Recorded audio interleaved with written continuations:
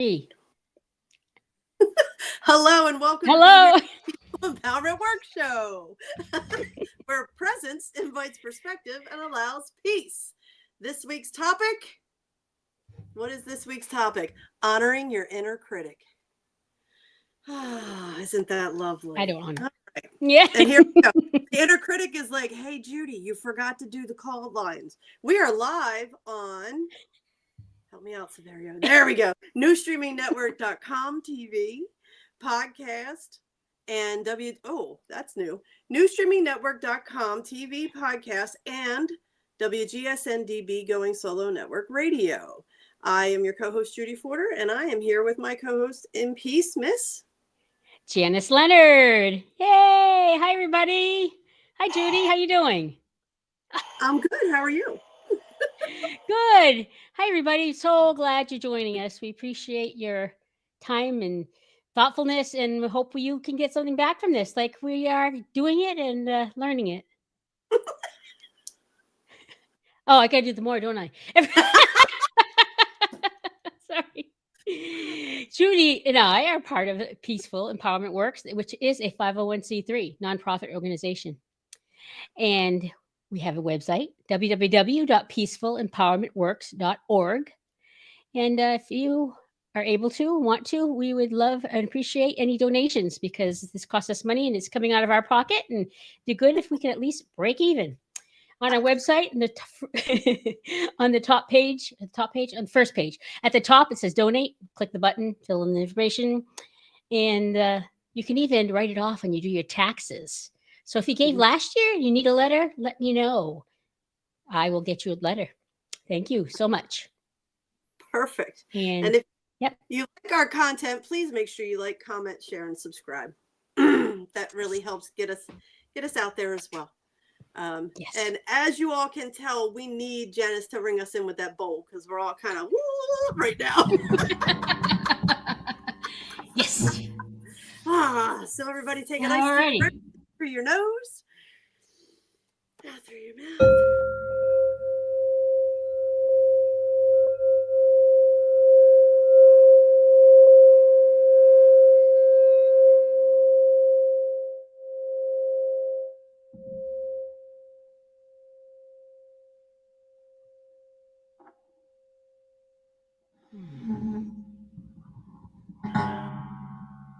There we are.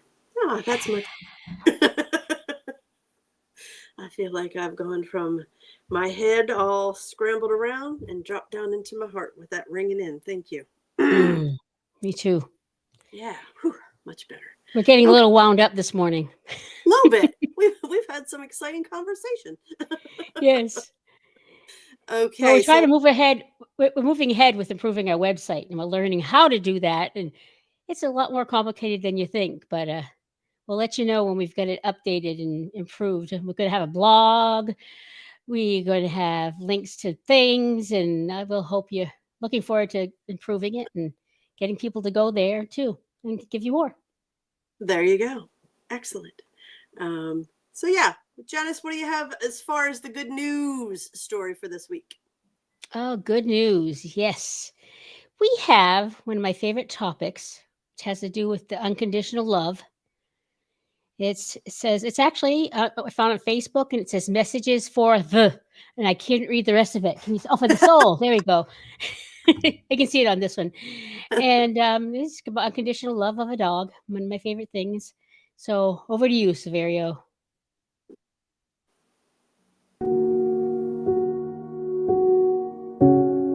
This dog got reunited with its human after a year apart.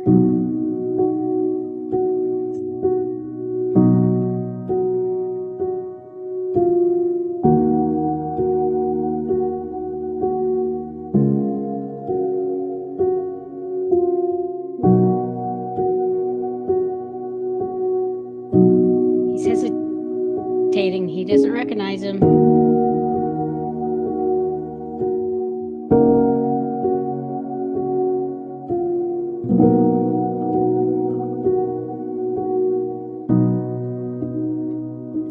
Now he knows who he is.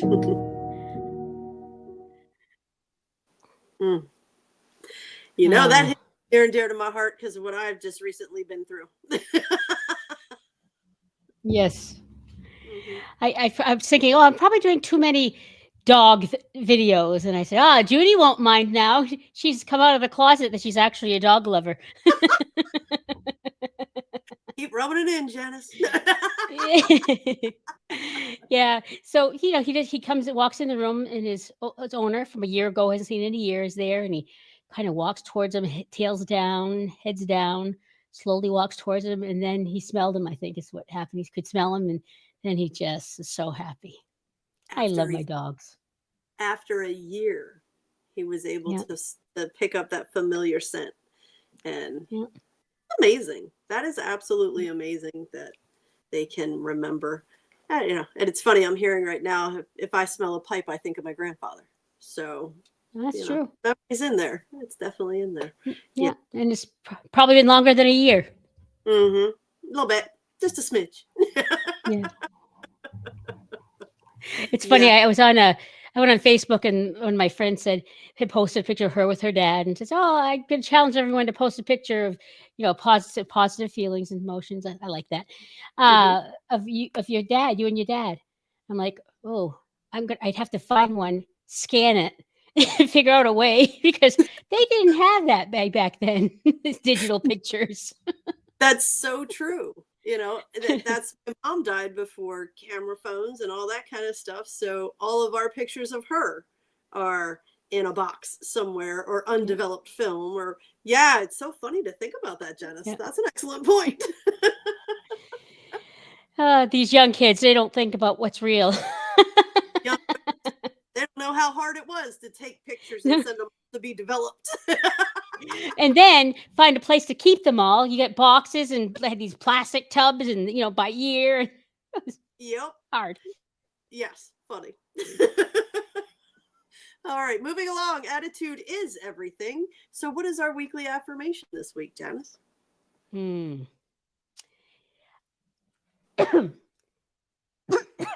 Today, my daily affirmation is, I am learning to recognize that my thought patterns and challenges, my thought patterns and challenges and helpful think. Oh, it looks like I think I'm missing word there. I am learning to recognize that my thought patterns and challenges give me unhelpful thinking. Oh, did I say that right? I think that's wrong. Wait, it was. You didn't say it go ahead. It's written wrong. I just copy and pasted what you sent me and didn't. Sorry about that. No, I meant I wrote it wrong. Okay. Okay. Well, let's just try this again. Hi, everybody. Let's try my daily affirmation. Take two. Take two. I'm learning to recognize my thought patterns, and I'm challenging myself to realize that it's unhelpful. No.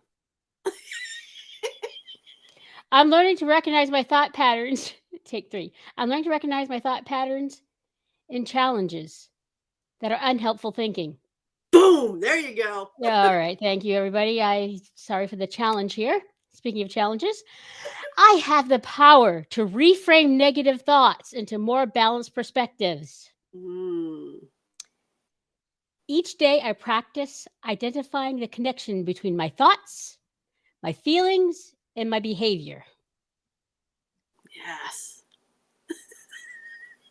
There are no mistakes, Janice. It cracks me up that we're talking about honoring our inner critic, and then we just went through that. You have no idea what was going on with this inner critic, as I couldn't figure out what that first one really was. My inner critic was going, Yahoo! I'll show you. I can do this inner critic stuff. You still got it. My inner critic's like, I can't believe you didn't proofread. I can't believe you didn't proofread. See? Which is a perfect lead-in to our topic for today. Yes, it is. Oh my gosh, that's hilarious. Live learning, that's what we do. Yep, for you. We do this for you. I actually didn't really make that mistake. I just wanted to show on live how you could learn this lesson. The universe. She's a funny bitch. Yes. Okay. And see, look, we did that second one. We had the power to reframe what inner critic was saying was negative for a more balanced perspective. I'm still working on that, but We're working it here live. All right, let's see what our pearls of wisdom have for us, Janice. Maybe it'll help dig us out. yeah. Ego says, once everything falls into place, I will have peace. Spirit says, find your peace, and then everything will fall into place. Mary Ann Boy, Williams. That is great. It is great, you know. And part of me finding peace is being able to laugh at myself, not in a critical kind of way, but okay, that's a mistake that I made. I didn't proofread. Put it up here for the world to see, and then put Janice in a position where she had to stumble through it. What's interesting, I'll add on to her inner critic, is I'm the one that made the mistake in the first place, and she's taking responsibility for it. So that's pretty good. Yes, it's all your fault. As long as I can laugh about it, I'm good. Yeah. Yeah. I love this. I love this pearls of wisdom. One of the things that it makes me think of is I used to could be a little obsessive, and I called myself a good worker because I would try to get things in place. I try to organize the things. I would try to go, fix. And then, so why? So it'll be all in place, and then I can relax. Oh my gosh. That was my motivator for most of my life. Yeah. Absolutely. Once I'm able to do that, then I can rest. Then I can be at peace. Once I have that, then I'll be happy. Once. No. And that's what we're finding in the work we're doing now. That's why peaceful empowerment, that's why we named the show what we did. Because through the work that we've done individually and together, you know, at Masterful You, we learned that when you get into that space of being present, that's where peace is. And when you're in that present space of peace, the whole world opens to you. You start hearing and receiving the guidance of your soul, that inner voice. And soul always speaks to you in kind, loving, respectful, truthful way. You know, and it's not to say that the truth always feels good, because it doesn't. But it's honest. And it's not delivered in a manner or energy that it's meant to hurt you. It's just meant for awareness. So, you know, one of the biggest things I've learned between ego, inner critic, and soul is always supportive. Doesn't blow sunshine up my ass, but is always supportive, kind, respectful, and tells me the truth if I quiet myself enough to listen. And that's where getting into that space and being present in the moment, that's the true essence of peace. I know the ego is all about, for me, I assume it's for everybody else, but is going, quick, get it done so you can have peace. So there's total chaos, and don't interrupt me while I'm doing my go, or don't ask me to do anything. But that particular go person, that's not peaceful. That's not charitable. That's not loving. And when you get peace, it probably doesn't last long. Then there's something else. And and I've just learned, I'm just kind of saying what you said, but I'm realizing, but when I learned to try to find peace inside myself, it's not like I don't have to do something first. I don't have to run and catch up or finish all this or do all this, or it's not conditional. I don't have to do something. Bingo. And it's not conditional on doing all the things perfectly. That's huge. Wow. That's huge. Let go of that and be able to have peace. You don't have to earn it. It just is. It really is. You know, what I'm hearing right now is what we fail to realize is peace is our default setting. That's what if we let go of all societal influences and all belief systems and all that kind of stuff, and we're that fresh new baby coming to this earth, it's about peace. And that baby, think about a baby. You know, I got babies in the family now after 20 years. So you think about babies. They are at peace unless they're hungry, unless they need to be changed, or they're not feeling well. So their majority of their time is spent in a place of peace and calm, because that's what we come into this world with. And then all this other stuff becomes a distraction and an influence. And, you know, we were led to believe that we have to earn love. We have to earn peace. We have to earn. We have to earn everything. Yeah. Nothing It's about is what you do. Mm-hmm. Yeah. It's not For me, who I you had are. to do it well, do it perfect, do it fast, get it, you know, do, not be. Exactly. BBB. Yeah. So yeah, just that reframing and switching that line of thinking to, when, you know, find your peace and everything else will fall into place. It's so true. So my question is if I don't get anything done now, like let's just say I don't do housework very often, and so if I don't do things, am I always in peace? That, and this is something interesting, as I was, you know, learning that I don't know how to rest because of the same thing. You should always be doing something. There's always something that needs to be done. You know, I can sit and make myself sit, but if the whole time in my head that critic is like, you should be doing laundry, you should be cleaning the house, you should be washing your car, blah blah blah blah blah, that's not resting. Yeah. So that's why So I think the part of what I've tried to focus on in these last couple years is being able to be present mm-hmm. and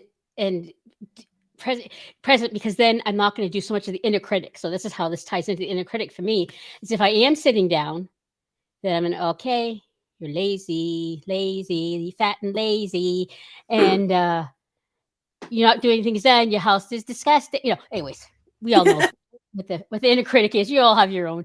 And I'm trying to be able to actually relax and be at Mm-hmm. peace. And that's what I'm learning. And part of that is I have to be present, because I can't be thinking or judging or critical thinking, going the inner critic. You can't do that.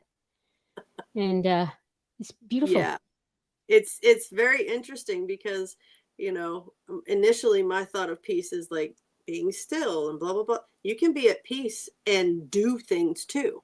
It's about being present in what you're doing, not always thinking ahead to, okay, I do this and this next, and then Mhm. I can be at peace.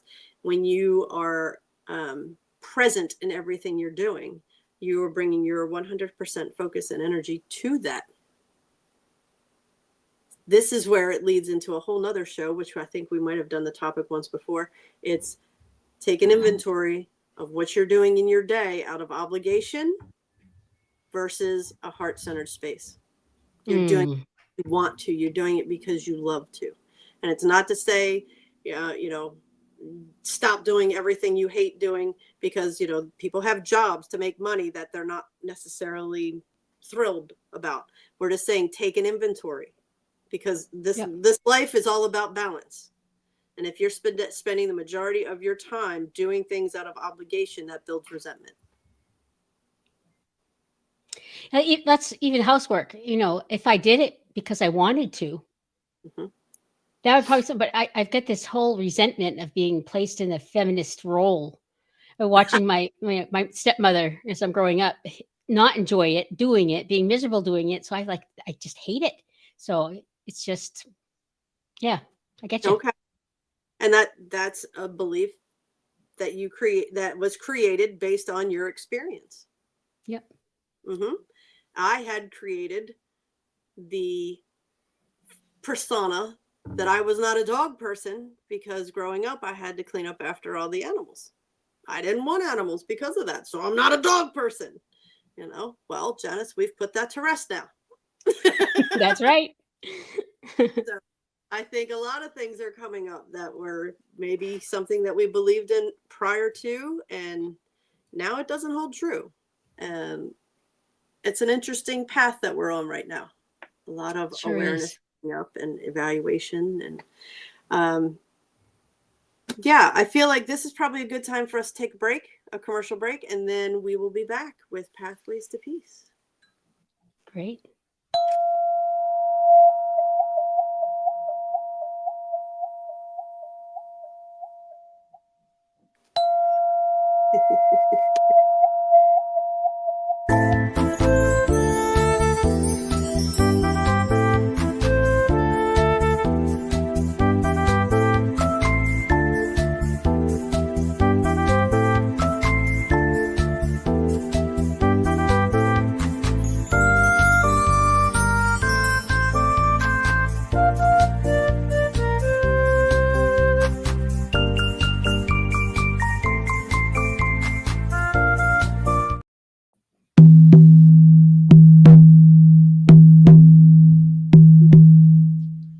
Hello and welcome back to Be Here Now, the Peaceful Empowerment Works show.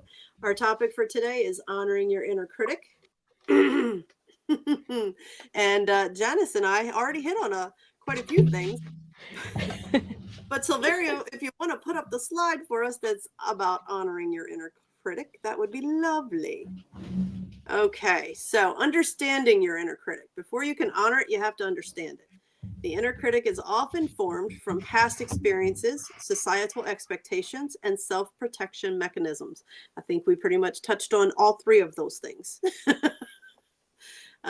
Its original purpose may have been to keep us safe, avoid failure, or push us to improve. Okay, those all sound like very positive things.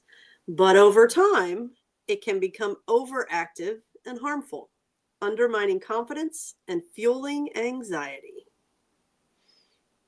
Yes. My inner need critic. my need for perfection is a second. I'm sorry, Judy. That's Go okay. ahead. I just I said, said do you know, before the show, we were talking about how we don't tend to interrupt each other, and then we know who to, it automatically, the other person steps in or whatever. We just said how we're so good at that. you go first, Janice. Oh, shoot. Oh, see, I can't tell you. We did something I could consider not perfect, so I fight that inner critic. It's awful, you know. So okay, so what I was saying before I got to my inner critic voice is the second one. Its original purpose may have been to keep us safe, avoid failure, or push us to improve. You know, that's like the need to be perfect. You know, Mm-hmm. that's all part of that. So that's all I was going to say. Mm-hmm. Go ahead, Judy. Yeah. And, you know, we've talked about perfectionism on another show. So that pushing us to improve, it all depends on the intention behind it. If it's to be perfect and there's nothing that you will settle for other than perfection, that's when the overactive and harmful, that's when that kicks in. Yeah. Yeah. So, yeah, I was just going to say the overactive and harmful definitely has ruled the majority of my life, you know, because I do feel like that mindset is encouraged by what we see in society, just like perfectionism. Yeah. Yeah. So And I think what goes along with that is the black and white thing. For me, it's the black and white thinking, because if I'm either good and imperfect, or I'm not good, I'm bad, you know? yeah. So that's the key, I think, the inner critic, or for that being, you know, that the good parts of the inner critic is finding the balance right in between, instead of thinking I'm either perfect or almost Or, perfect or fail. Yeah. or Failure. yep. I'm either this or I'm that. Doesn't Yeah. allow any color in between. And that's no fun. And the reality is everything's in between. Is it like nothing that's purely perfect or purely horrible? Well, we could argue that one, I guess. But we're not gonna. Why honoring your inner critic matters. You know, we're telling you to honor your inner critic. Let's tell you why. Let's stop fighting the inner critic and start listening. Listen to your inner critic with compassion and without judgment. And if we do that, it can bring awareness. We can start asking questions like, okay, It brings awareness to core fears and insecurities that need to be healed. It can bring attention to unrealistic expectations we place on ourselves, like perfectionism. Areas for growth and self-compassion.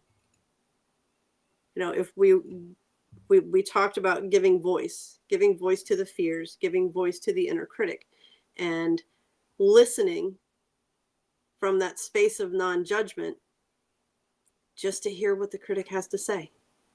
Doesn't mean you have to buy in, but there's something behind what they're saying. Because remember, the core job of the critic is to keep us safe.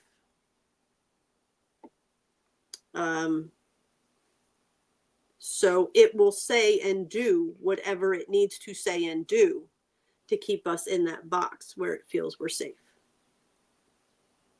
I can't just think of all the times in my life where I didn't want to get hurt. How many times have you done or decided or chose things so you don't get hurt? Oh, absolutely. Absolutely. So, it's just like we talk about balance. It's not this or that. It's a balance. The inner critic has a role. Now it's about us being able to go back and introduce a new role to that critic.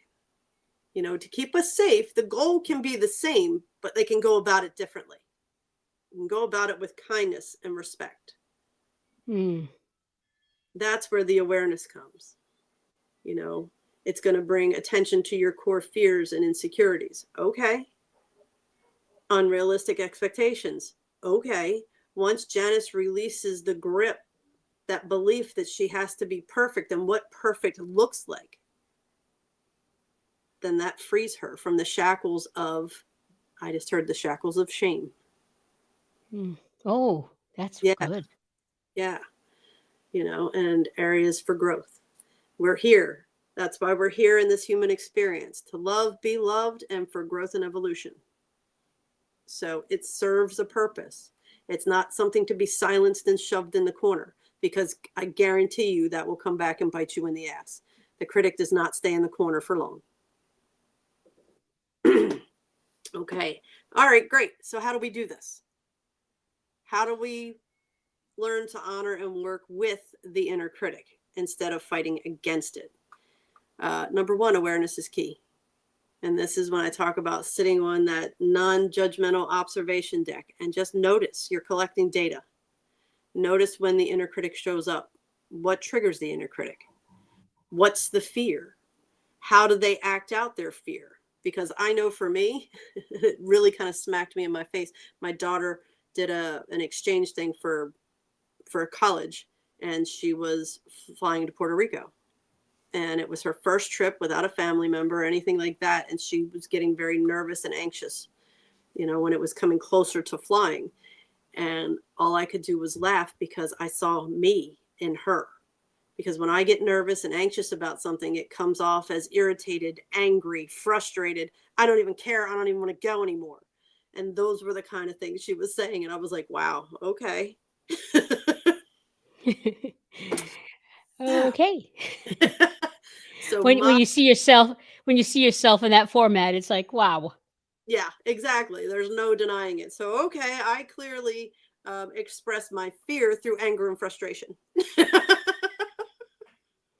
I'll remember that from my family. And something a little fun is to give it a name or a persona. This gives you a little space from that core person that you're working to heal, and you've been working for and with for, quite some time now.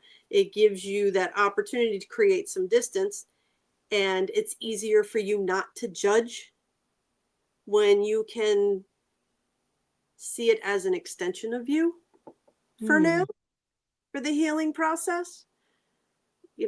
For the longest time, mine was the bully, because all my inner critic did was beat me up.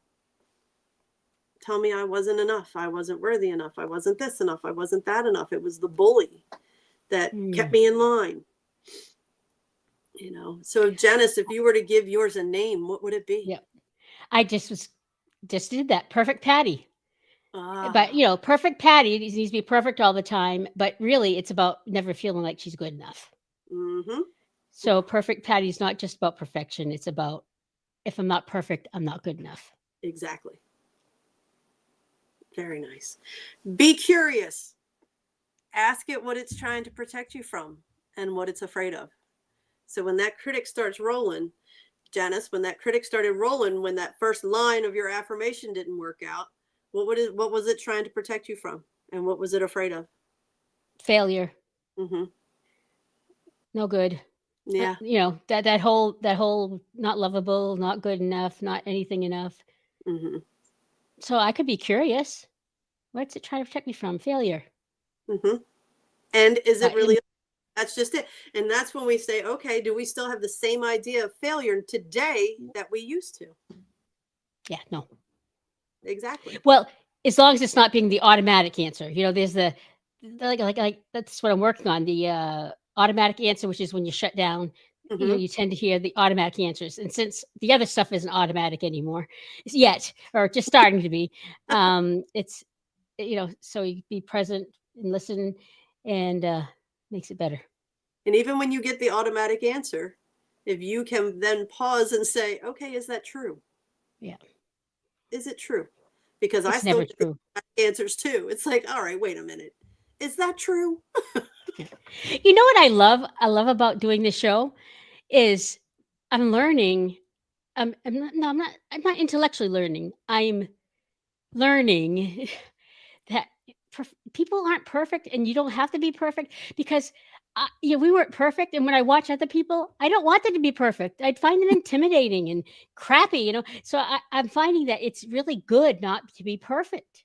That Well, people will listen more, they'll like you more, you'll like yourself more, and you won't be anxious. So that I love that. I love that lesson.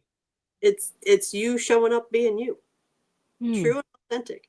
And the truth is, we are not perfect, and we're all Yeah. right with it.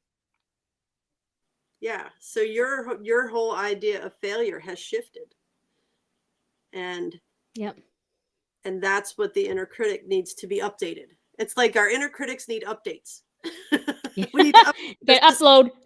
exactly. Oh my gosh, what technology world we're living in now, huh? No, right? So this is just like what Janice said. The automatic answer comes. We dig deeper and ask questions.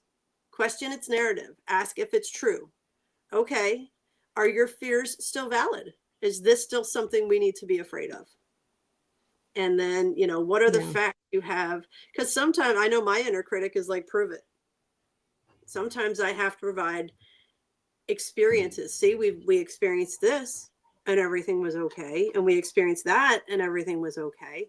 So it's really about that inner critic starting to trust and believe that we can drive our own car. We can man our own ship, trusting that part of us that's making the decisions now. So when you can provide supporting data,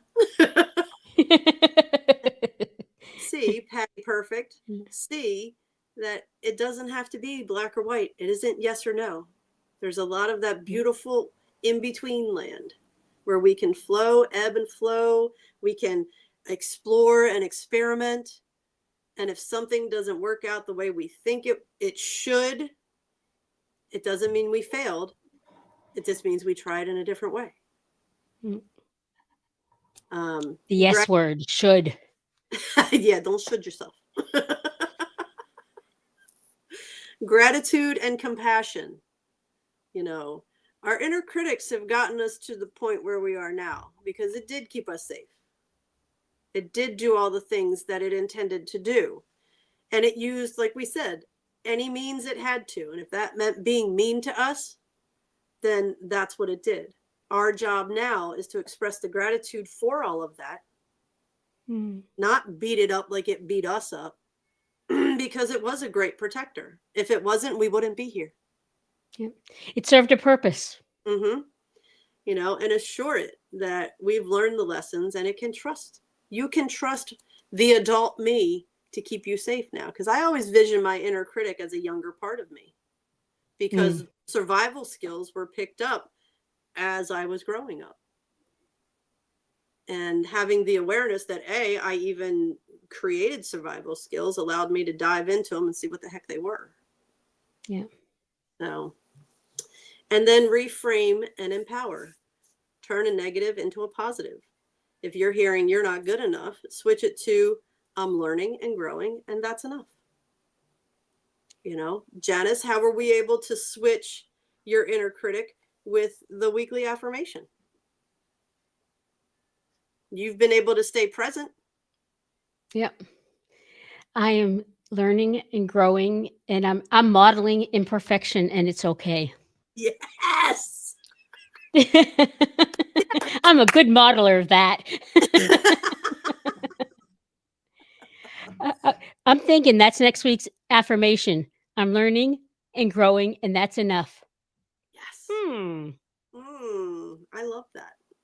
I love that. And it's funny, in the pre-show, Janice and I were talking about how, you know, the inner critic works differently now than it did in the past. I have found that you know, my inner critic, like I said, was the bully. It would beat me down and it would da-da-da-da-da. And now the beatings don't happen. I'm not told I'm not enough. I'm not told, you know, stay in this box or whatever. It's more like a whisper, and it questions. Do you really think you're good enough to do that? Do you really think that's something you're capable of doing? It doesn't tell me I'm not. It questions me. Waiting for you to prove it. Yes. Waiting for you to provide the data. It feels very subtle right now, but I'm in this transition where I'm releasing a lot of old, outdated beliefs, and I'm working to embrace being more confident. I've spent a lot of time in my life playing a supporting role for others, which I love to help. So I have believed that is my passion, is to help people. And I'm being nudged, as is Janice, to step out onto like a bigger stage and a bigger platform. And everything inside of me is like, if you do that, you're going to make yourself vulnerable to the opinions of a lot of other people. And is this something that you can handle? So it's not you can't handle it. Who do you think you are? Is this something that you can handle? Which honestly, I feel right now is a valid question. And this is what I'm working through. Yeah. Janice, how has your critic shifted? Well, I know it used to be like my stepmother's voice. You know, stupid shit. You know, I'd say, "Oh, you stupid shit, you dumb shit." You know, and that I don't say that stuff to myself anymore. So I'm thinking, oh, hey, aren't I something? But you know, I think it's like you said, it's much quieter now. It's like, and I'm a master still at shutting down. That it might pop back up. Oh, you know, you shouldn't be sitting here. Should you be sitting here as opposed to you dumb, you lazy, you fat, lazy, Right. whatever. It's not that one. It's more of a subtle one that I want to make him ask a question instead of telling me now. That'll be the next thing. Interesting. Yeah, it's like every time you say your critic says, should you be sitting here now? I hear, ask your critic what it thinks you should be doing. I'll tell him, her, it, whatever. With peace, this is what I heard, Janice. With peace being my priority, what do you feel I should be doing? Open the dialogue. That's what I'm hearing. I'm like, open the dialogue. This is about taking all the conceptual things that we've learned, and like Janice said, dropping into your heart and seeing it from your heart space. When peace is your priority, everything else starts to shift. Just like that pearl of wisdom said. You know what I'm thinking right now about my cleaning? What the voice should say? You need to hire a housekeeper. You don't have to worry about it. So you don't like cleaning? Hire a housekeeper. Yeah, I mean, that's what Jen doesn't like cleaning. We don't have time. So we have somebody clean the house every 2 weeks. Yeah. Well, when I worked full time, we'd have a cleaner come once every other week. But I don't, you know, I don't work full time now. So I should see the S word, the sh word. Shh with a sh word. No more shh.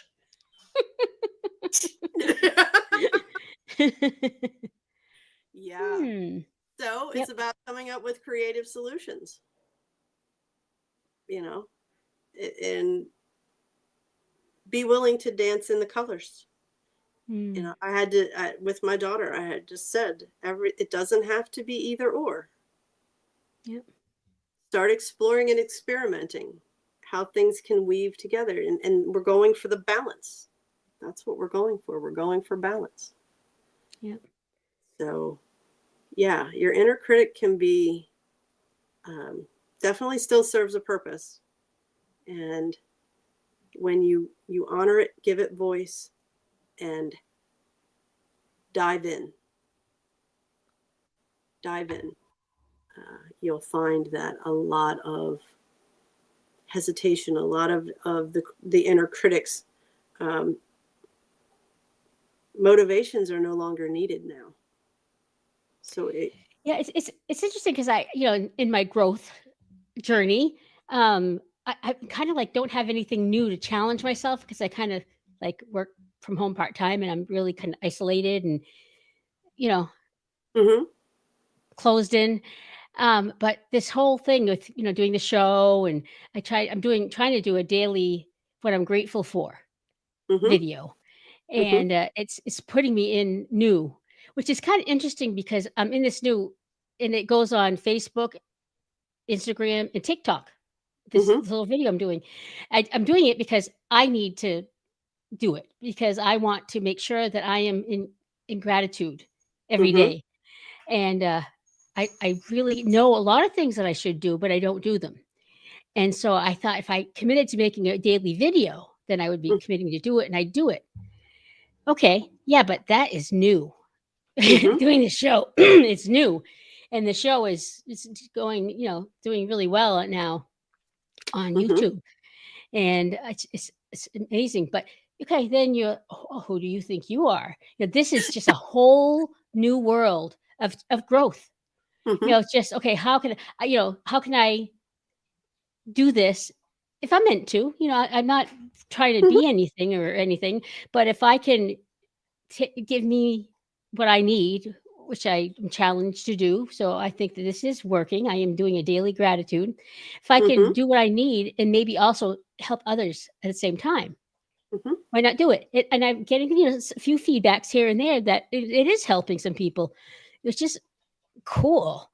But you also get, as soon as you go public, you open for criticism and that, and it's Mm-hmm. a whole new thing, and it's a great opportunity to grow Yeah.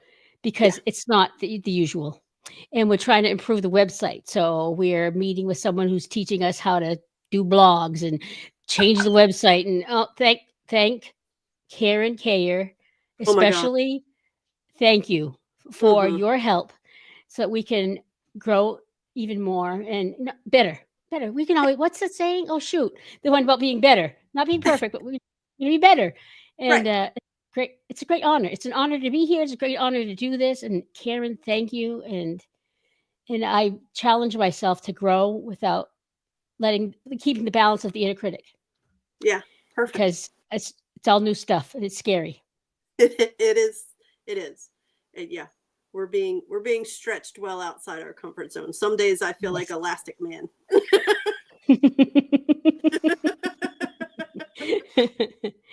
Yeah, we're being stretched outside our comfort zone. We're being challenged on many different levels. And may I say, and I don't believe I'm speaking out of line for you, but may I say we are both handling it in a much more aligned manner than we would Yes. have even a year ago. Oh yeah. Oh, yeah, Yeah. definitely. I mean, I wouldn't do the show a year ago, so there you go. Yes, you started this accelerated rate when you said yes to doing the show. Yeah, Mm-hmm. yeah. Definitely. It's like because you've got that voice, that inner critic, that shame. Let's Mm-hmm. call it shame. Shame. Mm-hmm. You're not worthy. You're not good enough, and it's like, okay, let's try taking it off. Let's just try. Oh, sorry. And that's really what the process has been like for me. Mm-hmm. Is it's there, but I took it off and I know it's there. But, I don't need to put it back on. No, I don't. I hope I don't never have to. But it's interesting that that's what it feels like. Yeah, that's fantastic. Yeah, that's why it would be easy. It's easy to give it a name because it's there. Yeah. Yep. All right, Miss Janice, we have come to the end of another show. I fit one more in. All right, we want to thank everybody for choosing to be here now with us. Please always remember, you're not alone. And don't ever forget that you are awesome. Have a great week. We'll see you next time. Thank you so much for being here. Yes. Take care. Thank you, Severio.